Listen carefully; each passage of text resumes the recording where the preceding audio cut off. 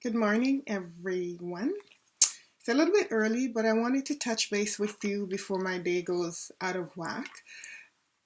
Terry and Jordan, you asked a question about week 8. I will leave it up to you to decide if it's going to be week 7 or week 8. Um, doesn't really matter for me. So, again, I'll leave it up to you to make that decision. So, I wanted to make a couple of comments on the few posts that have been made so far. And I'm really enjoying, it's a small amount so far, but I'm enjoying what I'm seeing, and I want to make just a few comments. So with respect to the queer community, one of the things I like to look at is how it has excluded racialized people. And so, for example, if you read the piece, what is his name called? How Gay Stay White and How White It Stays. I'll get that reference for you. He talks about how the gay community, for the most part, although they're a marginalized group, how they have basically stayed predominantly middle-class white male and to the detriment of and exclusion of most other marginalized groups.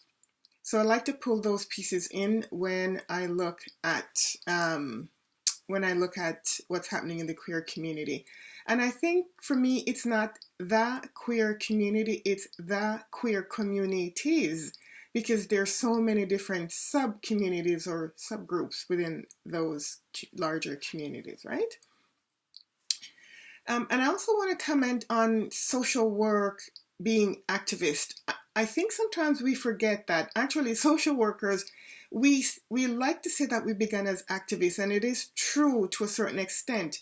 But at the same time, we also marginalized and excluded a whole bunch of people. So, you know, when the residential schools were in play, social workers were supposed to be working as activists for the Aboriginal people, the parents and the children, and in fact, they were complicit in working with the government to create genocide, really, in some of these communities, right? And social workers were very much part of the eugenics movement, where we agreed that people who were feeble-minded or any number of things that we thought were not according to our standards, that they should be lobotomized and thrown away in mental institutions. So I think we really need to be careful in how we glorify and romanticize what social work used to be. I don't think there's ever been a time where social work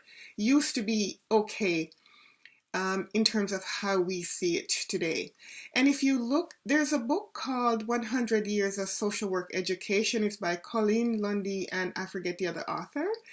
And really, that book epitomizes what social work practice has been for the last 100 years. It's been really focused on white middle class women and men to a certain extent, and again to the exclusion of most other groups. And for me, that book really chronicles social work in a way that is embarrassing, because you can see that the administrators of the National Association of Social Workers, forget the acronym, you can see how they were more interested in professionalization and not challenging the government of the day for the atrocities that they were committing against people. So, with that said, I just want us to be really, just be mindful of what social work history has been and what it continues to be, because I think we really haven't changed. We are not so much interested in community work. In fact, those of us who really love community work in education is not really in social work. We're not really considered real social workers, right? Real social workers are seen as the people who are counseling, and what I usually say is counseling people in the ground. So I think maybe we'll have a lot to talk about in terms of social work's history in community development and community practice. I'll leave that there for now. Ta-ta!